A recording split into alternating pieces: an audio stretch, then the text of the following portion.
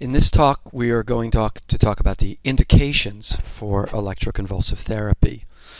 The most common reason we would do electroconvulsive therapy is for major depressive disorder.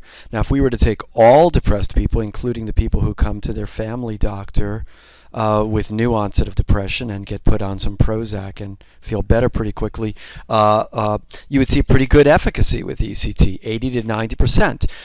This would be in comparison to the rates of efficacy that you see in your typical outpatient antidepressant trial, such as the STAR-D study, where you see a response rate for depression of about 60% compared to, say, a 30 or 40% response rate with placebo, but a smaller remission rate on the antidepressants, closer to around 30%. However, this being said, we are not getting those cases most commonly referred for ECT. The most likely cases that would be referred for ECT would be a person who's been admitted to the inpatient unit, acutely ill with psychosis or catatonia or not eating or drinking, where we put them on maybe, say, an antidepressant plus an antipsychotic, and after, say, a few days or a week or so, they're just not getting any better, and we decide to go right to ECT. That would be one scenario, and in that case, we could actually get an 80 to 90% response rate. Those patients are not actually medication refractory. They really haven't had an adequate trial of medication. But the second group that we see probably even more commonly would be an outpatient group where a person has more chronically had depression, often for a year or more. They've been tried on quite a few antidepressants, often at higher doses and often in combination, and they still are showing a limited response. Either they're partial responders, or they've shown a transient response that's pooped out, or they haven't responded at all. This group of patients may have just a more difficult to treat depression, or it may be that they have a more complex presentation, which is mixed with maybe substance abuse or personality disorder or comorbid dysthymic disorder more chronically, or say post-traumatic stress features which haven't responded as well to antidepressants. This is a group of patients who often have had a combination of medications and therapy, although I've seen quite a few cases where more recently they had decided to drop out of therapy since they weren't doing that well despite the therapy. And so this group of patients sometimes is being seen maybe only once every 2-3 months by their outpatient psychiatrist, and only being treated with pharmacotherapy at that point. But there is this other group that really is getting once or even twice a week psychotherapy, polypharmacy from their psychiatrist, and still isn't responding well to treatment. And if we look at that group, the people who have had at least 2 or 3, if not more, adequate antidepressant trials, and by adequate I mean a full dose for an adequate period of time of several weeks, at least 6 to 8 weeks, or even up to several months of treatment. If we look at that group of people and they failed several such trials, then we're looking at a response rate of about 50%, which on the negative side means that half of those patients, if they get ECT, may come away with either a very limited response, which we would then have to ask, is continuing with, say, maintenance therapy justified based on this degree of response, especially if they're having memory or other cognitive problems, or no response. And unfortunately, we don't have among that group good predictors of which patients are the more likely to respond to ECT and which ones would be non-responders. Now, 50% is still better in the patient who has failed 7 medications than the likelihood of being a responder to medication number 8, because there is a diminishing returns that occurs with subsequent antidepressant trials. So let's say that 60% of patients responded to drug trial number 1. and that leaves 40% that didn't respond. And let's say 50% of patients out of that 40% that was left that hadn't responded to drug number 1 responded to drug number 2. So that means 20% of the original sample responded, which leaves another 20% that haven't responded to either drug number 1 or number 2. This makes up a significant percentage of the patients that many outpatient psychiatrists see because their family doctor tried them on drug number 1 and then drug number 2, and if the patient hasn't responded at that point, that often is the threshold where that primary care doctor decides to refer the patient to a psychiatrist. And this is where you'll see patients getting various combination strategies and augmentation strategies. And like I said, if they're going to be referred for ECT, it's often they've gone even beyond those first several trials. So, this is a lot of who we see in our outpatient ECT clinic. When you look at the response to major depressive disorder, often there is a delayed onset of therapeutic response. Typically, you will not see a significant response within 1, 2, or even 3 treatments. Some patients, after those first few treatments, might show a transient response, maybe for up to a few hours, which then is gone by that evening. But that's certainly not the norm. The average person doesn't experience an onset of improvement for at least a week or maybe 2 weeks, with a full course of treatment being 2 to 4 weeks. Typically, it's somewhere between 6 and 12 treatments. However, this is still an earlier onset of response and an earlier completion of the course than what you see with pharmacotherapy. The ECT tends not to be as effective for chronic dysthymic disorder. We will see a group of patients who have so-called double depression, who have dysthymic disorder chronically with a superimposed major depressive episode. And in that case, often a patient will respond to ECT. But the question is whether they will return to their baseline dysthymic level or whether this has actually been a chronic major depressive episode that has only shown a partial response to treatment and shows a more full response to ECT, where they actually feel better after the ECT than they felt even before the onset of that superimposed major depressive episode. And that we often don't know until after the course of treatment is completed. But I do try to let patients know in advance that that it's possible that they won't feel better than their more chronic dysthymic state, and that we would just have to see over the course of treatment. The efficacy for bipolar depression also is high, as well as its efficacy for mania. And for both of these conditions, the efficacy is about the same as what you might see with treatment with lithium. And in fact, bipolar depression is notoriously difficult to treat, both because it shows a limited response to antidepressants, and antidepressants also carry the risk of inducing switching into a manic state or inducing rapid cycling or a mixed state. And so ECT is a treatment that carries less of those risks, since in addition to the antidepressant effects, it has built-in anti-manic effects. And it also may be the treatment of choice for catatonic states, whether due to a mood disorder or schizophrenia. Some patients are referred also for catatonic states due to a medical condition. So why might patients be referred for ECT? Most commonly it would be, as I mentioned a minute ago, depression that's been refractory to several medications. But we also get patients who are referred because they're unable to tolerate side effects of the medications that they've been treated with, so they haven't had an adequate trial.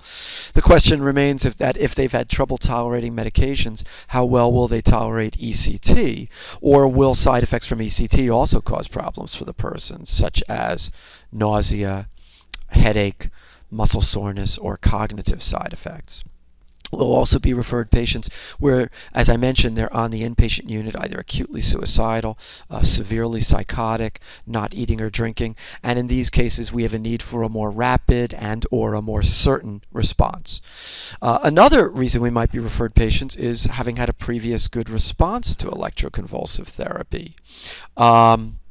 So this would be a patient who, let's say, was on the inpatient unit, acutely ill, was treated with a medication for a week or so, wasn't responding, was referred for ECT, did great with ECT, and now is being maintained with medication.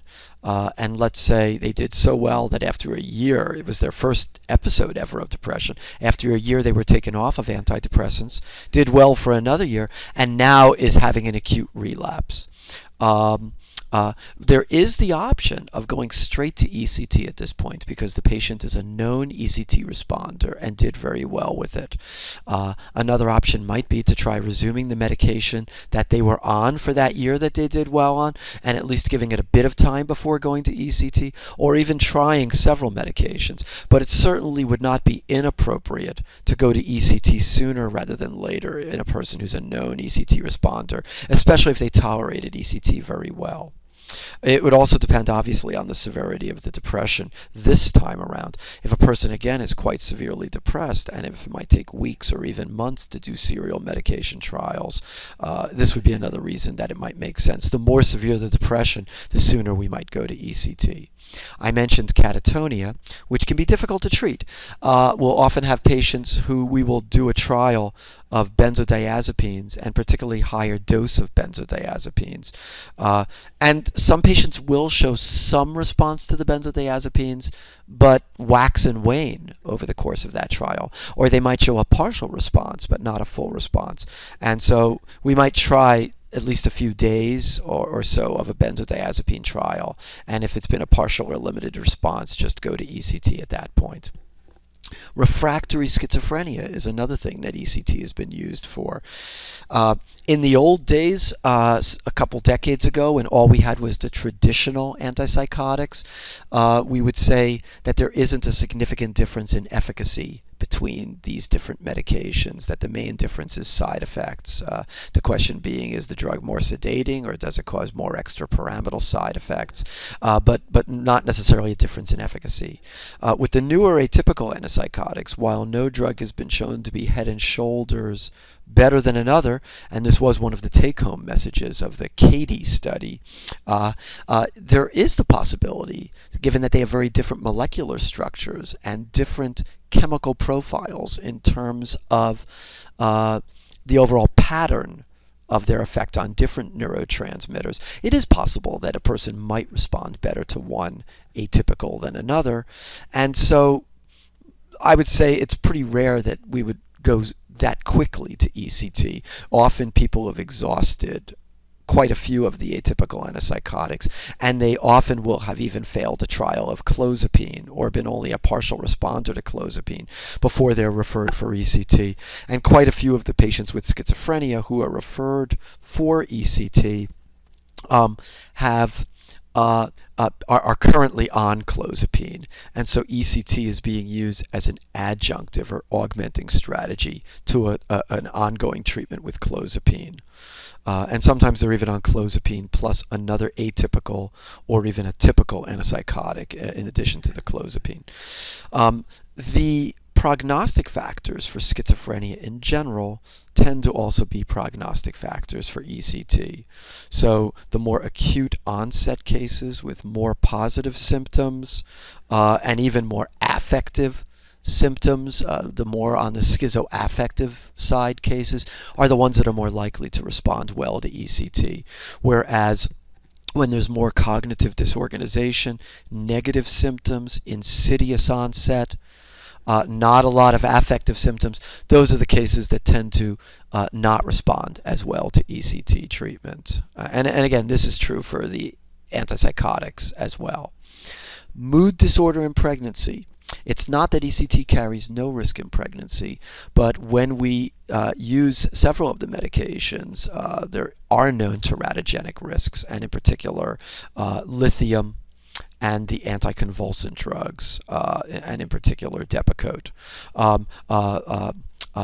can be associated with a higher rate of fetal anomalies than other medications. Also, any of the medications that we use do cross the placenta and are in the baby's system 24/7.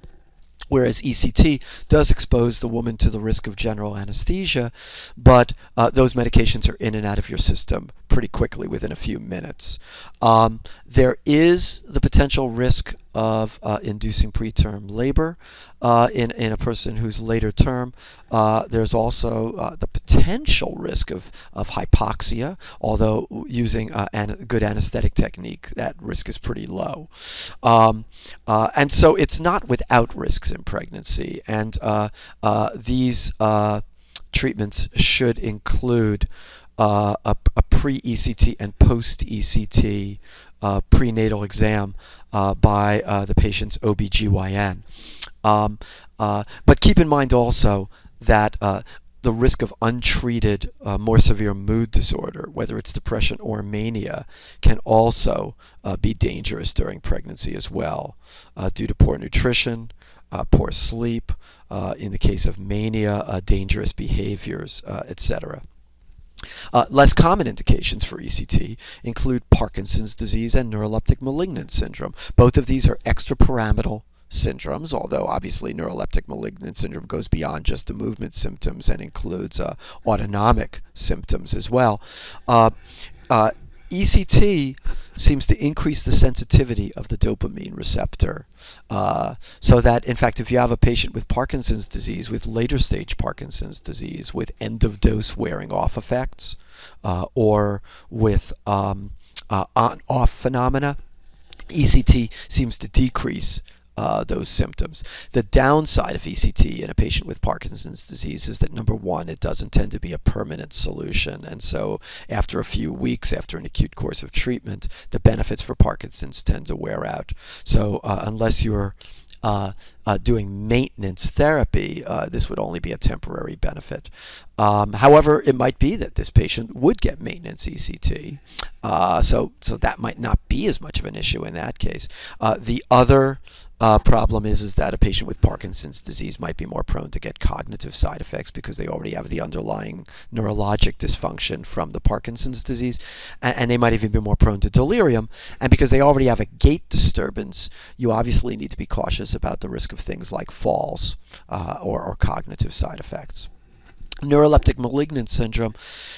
The advantage of using ECT for this is that if the patient developed NMS in the context of having been treated with an antipsychotic drug, and now the patient is in the ICU and is grossly psychotic in addition to having neuroleptic malignant syndrome, you could see where in the ICU you'd be concerned about restarting treatment with an antipsychotic drug.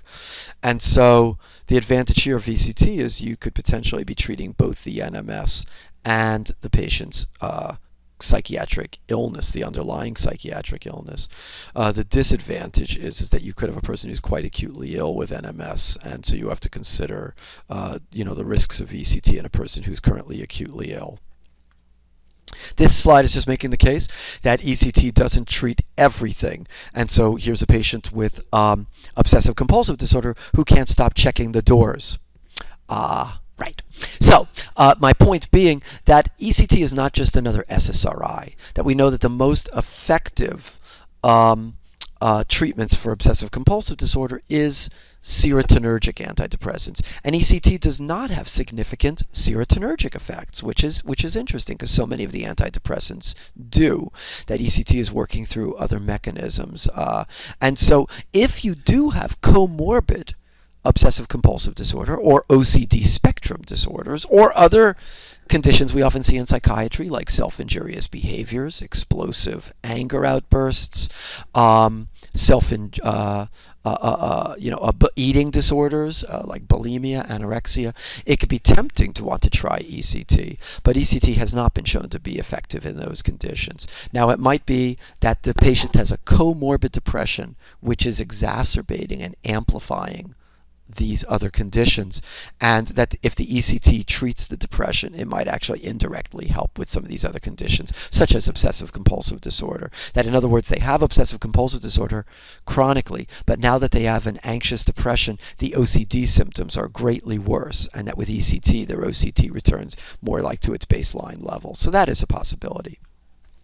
This slide is just making the point that there is a group of patients who get referred by their outpatient psychiatrist who are complicated and difficult to treat group of patients, and they come into their psychiatrist frustrated and exhausted and in tears saying, isn't there anything else that you could think of to help me? And they're exhausted, the psychiatrist is exhausted. There's often comorbid axis 2 illness, especially borderline personality disorder. The patient might be also have chronic pain, and maybe they're on opiate medications or they're on significant doses of benzodiazepines for anxiety. And so the thought is, well, maybe ECT will help reboot things and will provide benefit where nothing else has. And so they'll call over to UVA asking if they could send them for a consultation or even transfer care over to UVA for ECT. So the question then is ECT likely to help in these more difficult cases? And so I think a good ECT consultation should involve not simply looking at how many antidepressants that they've failed, but it should be really a broader mood disorder consultation. Why is this patient failing to respond to treatment? What's going on in this patient's life right now? What trials have helped in the past, and was there other factors going on that influenced in a positive or negative way how they've responded to treatment in the past versus what's going on currently? When talking to these patients who might have a lower risk of response to ECT, or talking to patients in general about ECT, we really need to then obtain adequate informed consent. And the informed consent should be documented in the medical record. It should include a discussion of the indications for ECT and other treatment options if we weren't to do the ECT, including medication, psychotherapy, or no treatment at all. Virginia law also requires that you offer to the patient printed and videotaped information about ECT. The object here being to help protect the patient from inadequate discussions of ECT, so that if it can be shown that the patient actually was offered outside information about ECT from some standardized source, like a videotape or like a written discussion of ECT. Then later, if there's some question about whether the consent was adequate, at least it can be pointed to. This is the exact information that they also were provided, in addition to what the clinician directly discussed with them. I recommend that whenever you're talking with the patient about ECT, you try to include the family or significant others, because ECT really involves trying to have an adequate support system to get patients to and from the treatments. And you can imagine the scenario where the patient comes out of ECT looking flushed or being confused, and family members may say to them, "Why are you putting yourself through this? You look awful when you come out of one of these treatments." And you can imagine, so in a sense, the family basically sabotaging the treatment with ECT, when actually, if they had been adequately educated, it might actually go the other way, where a patient starts to get frustrated after a few treatments with feeling nauseated or having a headache or not seeing a response to treatment immediately. And if family members have been involved in the discussion, they can really provide better support for the patient and remind them about the discussions that were had about how it probably was going to take a few more treatments before we would start to see the effects, or remind them of just or actually contacting me or the outpatient treating psychiatrist if they're noticing causes for concern during the ECT course, so that we can be aware that these problems are occurring in the home. Things like memory problems that the patient might not be noticing, but that the family is noticing. It can be very useful to have that collateral information. So when we obtain the consent, this is what our consent form includes. Why is the ECT recommended? What are the alternatives? A detailed description of where we do the ECT, what goes on in the treatment room, a discussion of options including electrode placement, such as bilateral ECT versus unilateral ECT, the typical range of the number of treatments. We do include a statement that the treatment is not guaranteed to be successful. We also include discussion both verbally in our meeting and in the consent form that just because a person responds to ECT, it might not be a sustained response, that they will need some sort of continuation treatment, whether it's medication, psychotherapy, maintenance ECT, or all of the above. A discussion of the risks, including the low but present risk of death or cardiac dysfunction, and the risk of confusion or memory problems. A statement that the consent also applies to emergency treatment that might be necessary during periods when the patient is unconscious. That, in other words, that they're consenting for us to do emergency care if the patient develops an arrhythmia or an acute hypertensive response or something like that, or something like a heart attack or a stroke. A listing of what the patient is expected to do during the treatment course, such as taking nothing by mouth after midnight. A statement that the patient did have the opportunity to ask questions, and an indication of who can be contacted if they have further questions, even though they've signed the consent. And a statement that this consent is voluntary, that even if you have a consent that's good for up to 12 treatments in the acute course, this does not commit them to going through all of these treatments, that they can withdraw consent at any time. Well, the question then comes up, what happens if we are referred a patient who does have a comorbid personality disorder? This is not a contraindication to being treated with ECT, but it can affect efficacy, where we would expect to see a lower efficacy in patients with combined axis 1 and axis 2 illness. Now, many studies don't look at this factor because they don't formally assess for personality disorder. The majority of studies looking at the efficacy of ECT have divided the patients into people who have been shown to be medication refractory and those who've had not had several courses of medication at adequate doses and duration. So people who've had inadequate pharmacotherapy when they come to ECT, or people versus people who've had full trials. Now, some of those patients, though, who are medication refractory will also have comorbid personality disorder. So that's an overlapping group. But it's not a synonymous group. So here's one study from 2004 that actually, in addition to doing a standard treatment where they divided people up into unilateral and bilateral ECT, they also assessed them with a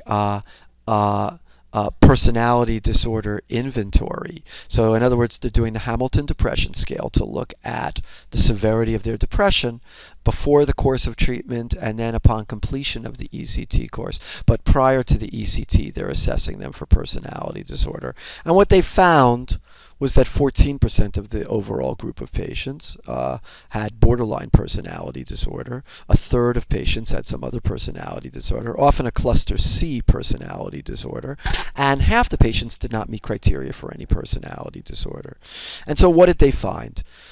Well, you can see here that if we divide them up into borderline personality, other personality, and no personality, there was not a significant difference between the number of treatments in the treatment course between them. The average course of treatment was about 11 treatments, 10 to 12 treatments.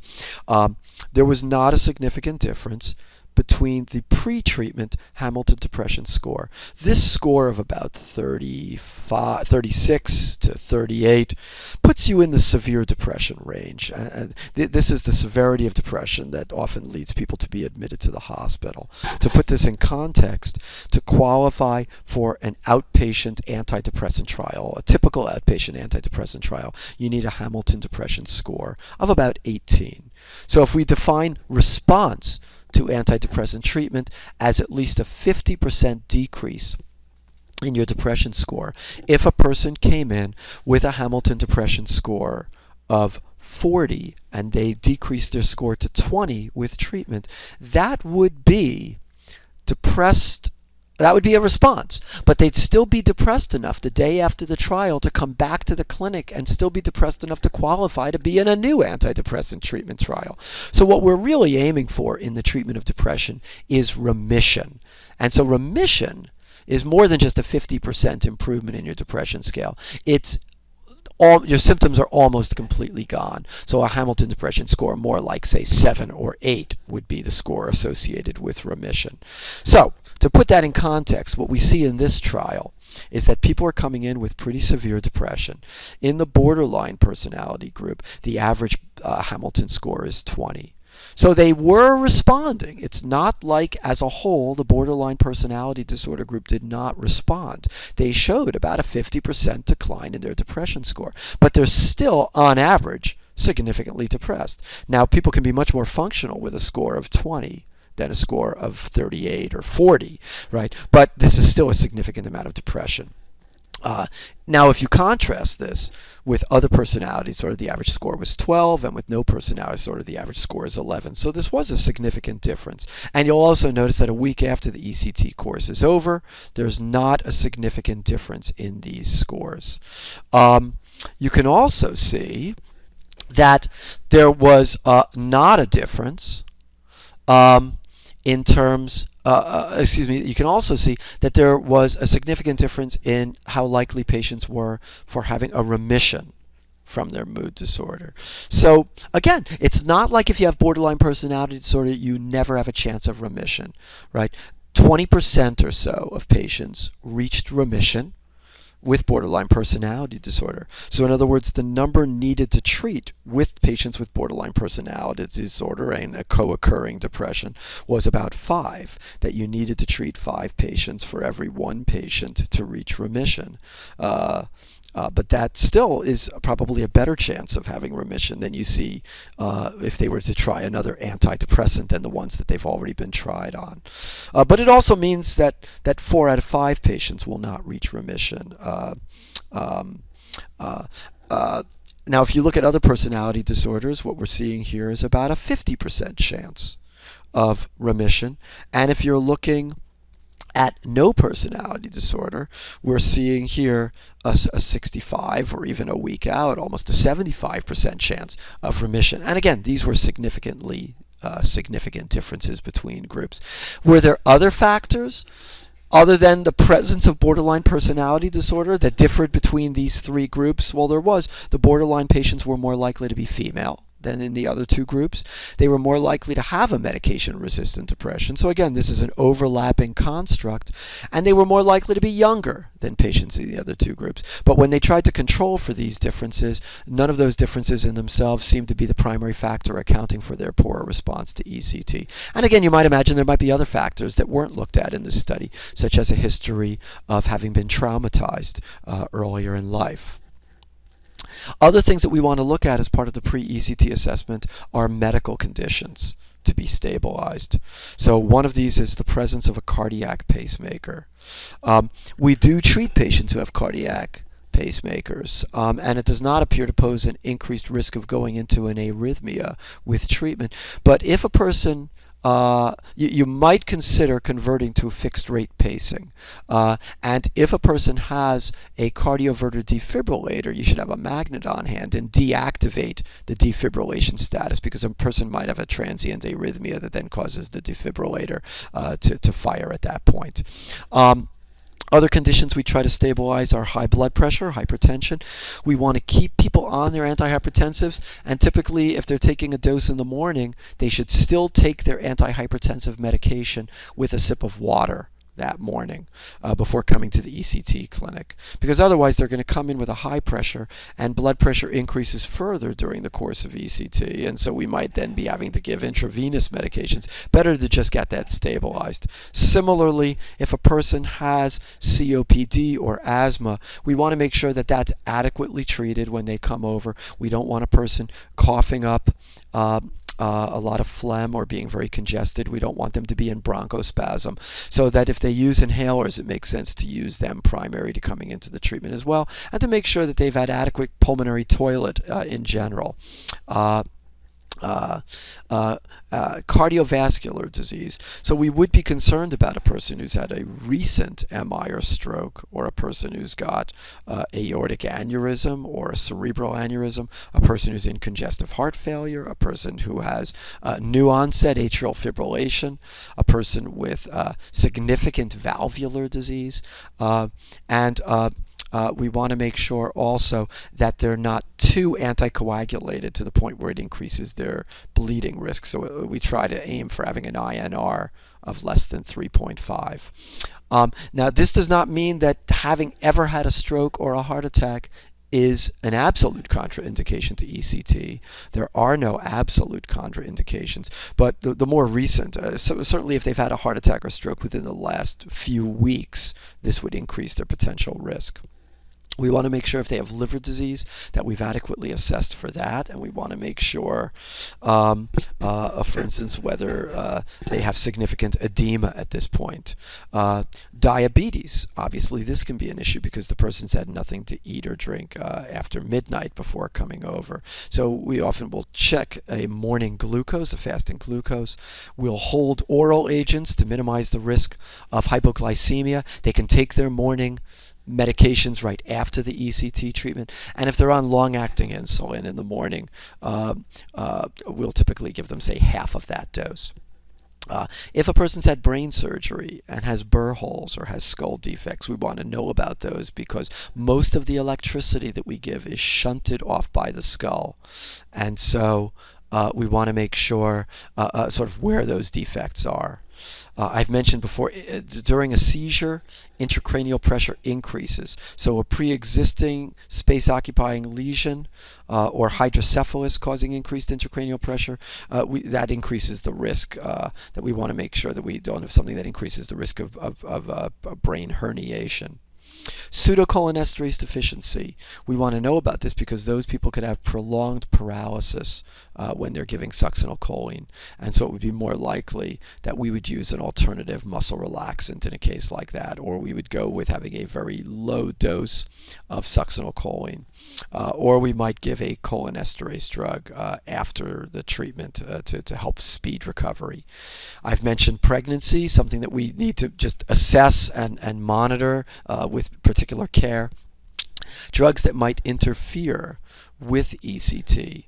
So this would include drugs with anticonvulsant effects, such as benzodiazepines, anticonvulsant drugs that we were using, whether it's for underlying epilepsy or for their mood disorder, such as Depakote, Tegretol, or lamotrigine.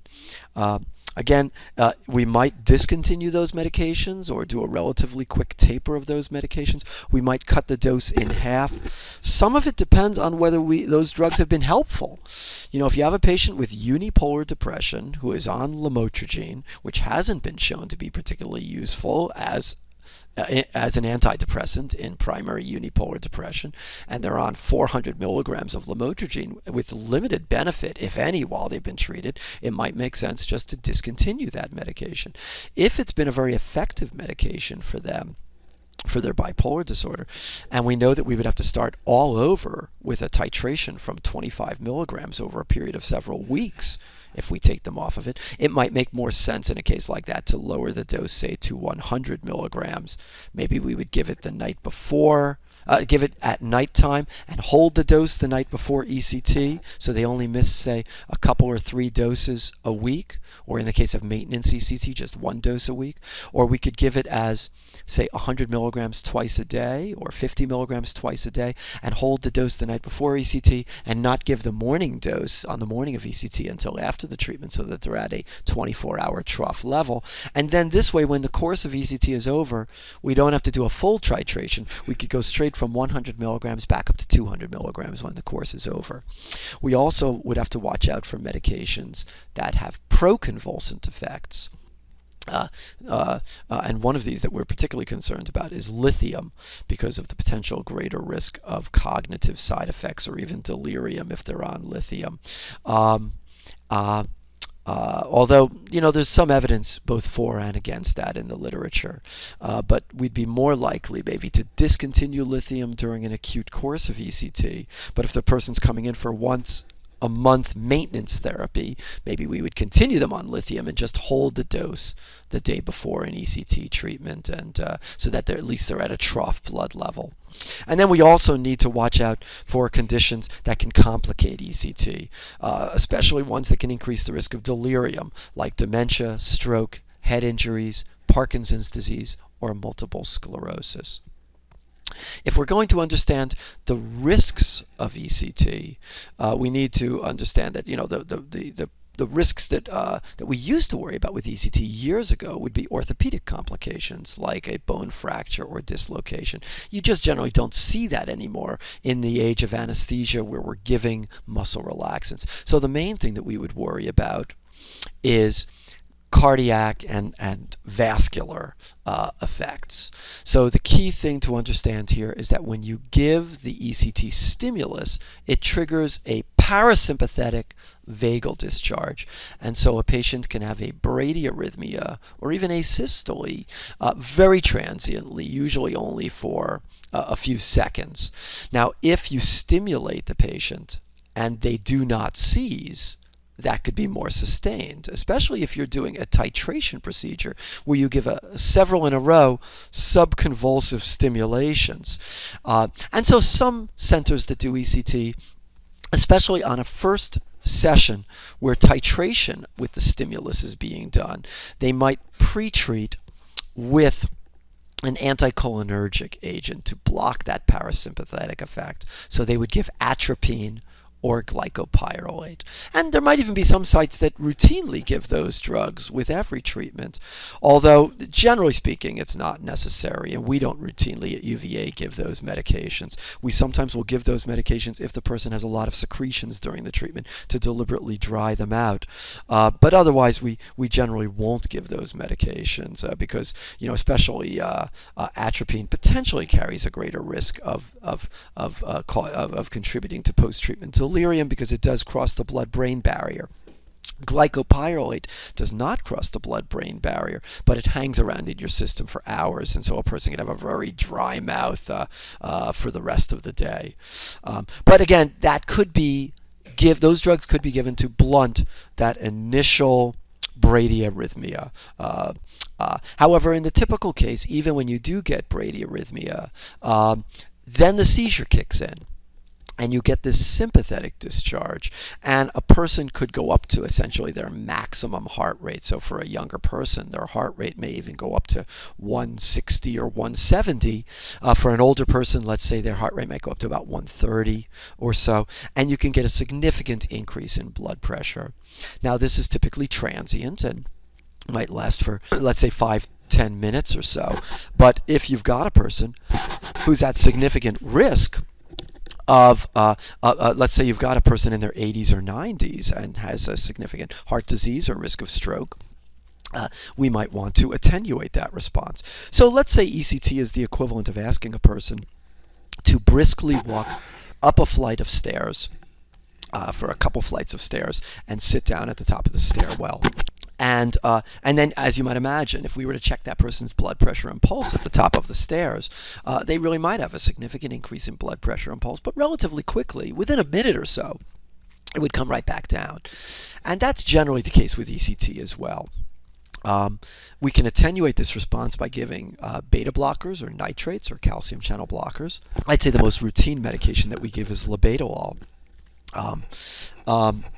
But again, we don't want people to bottom out. We don't want them, when the treatment is over, to become hypotensive, and that's a risk we try to minimize. We want to make sure if there is a pre-existing history of heart disease or of vascular disease or pulmonary disease, or if the person is on various medications that might either be deliriogenic or could interfere with obtaining an adequate treatment. These are all the kind of things we want to look at. So we want to minimize any of those medications, do a good medical history and physical exam, and in a typical case, we will get a basic metabolic panel and a CBC. Often we'll get a complete metabolic panel. If this is a psychiatric inpatient, these things typically would have been done, as well as usually in a psychiatric inpatient will have already obtained an EKG, and in an outpatient, I'll often order those in addition. And for particular indications, we might get a head CT, especially if one has never been done before, an EEG, and possibly spine films. Spine films is typically less relevant, especially if you've got a younger, a healthier person. But if you have a person with significant osteoporosis or spinal disease to begin with, it could be potentially useful to have a baseline spine film in case there are concerns about back pain post ECT, and you later get those spine films and you have nothing for comparison. There are no absolute contraindications to ECT, but again, we would have greater concern if a person has increased intracranial pressure or a space-occupying lesion. A recent, in other words, within the last, say, few weeks, history of a heart attack or stroke, or a large aneurysm, whether it's a cerebral aneurysm or an aortic aneurysm. The mortality rate for ECT has been estimated to be somewhere around 1 in 10,000 treatments, and that's a rate that's similar to that for anesthesia induction alone. All right, so that is an overview of basic considerations in terms of selecting patients for ECT and working them up.